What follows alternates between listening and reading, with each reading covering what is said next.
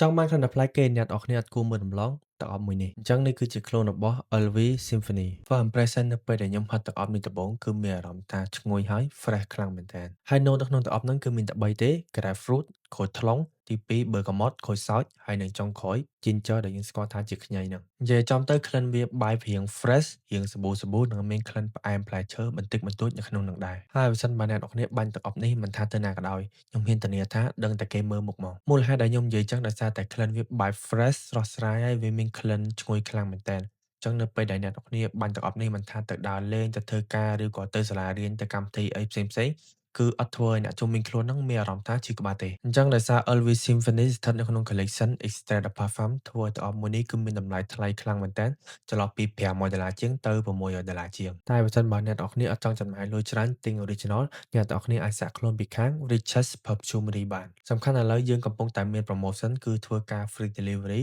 ហើយនិង free ដល់ប្រទេសថែមមួយទៀត